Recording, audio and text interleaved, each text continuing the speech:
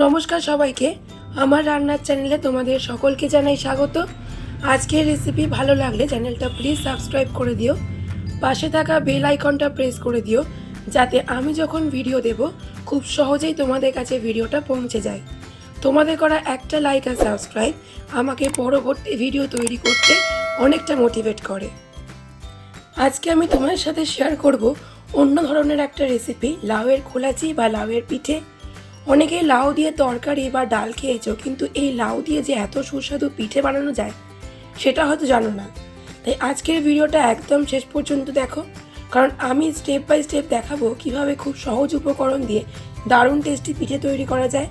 চলো দেরি না করে শুরু করা যাক আজকের স্পেশাল রেসিপি, লাউ দিয়ে পিঠে। আমার গলাটা বসে যাওয়ার জন্য আমার নিজেরই সত্যি খুব খারাপ লাগছে। তোমরা প্লিজ কিছু মনে করো না। যদি তোমাদের কোথাও বুঝতে অসুবিধা হয় আমাকে কমেন্টে লিখে জানিও, আমি কমেন্টে রিপ্লাই দেব। লাউয়ের খোলাচি বা পিঠে বানানোর জন্য আমি এখানে গোটা লাউয়ের 4 ভাগের 1 ভাগ নিয়েছি। প্রথমে লাউটা আমি গ্রেট করে নেব।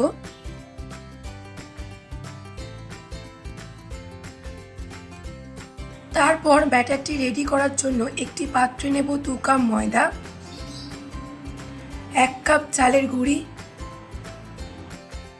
1 কাপ চিনি, গ্রেট করে রাখা লাউ, 1 বাটি নারকেল কুড়ো, স্বাদ মতো নুন।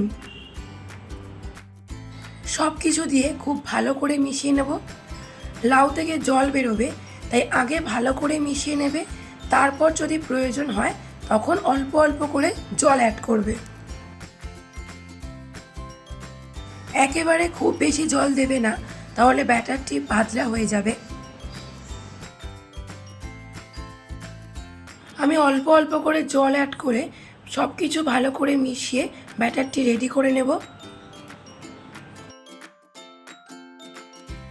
যত ভালো করে ব্যাটারটি মেশাবে পিঠে ভালো হবে।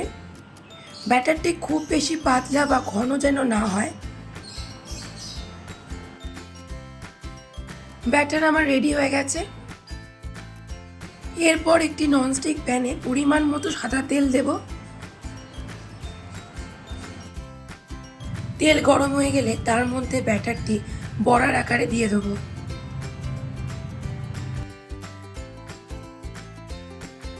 ব্যাটারটি দেওয়ার সাথে সাথেই নাড়াচাড়া করবে না।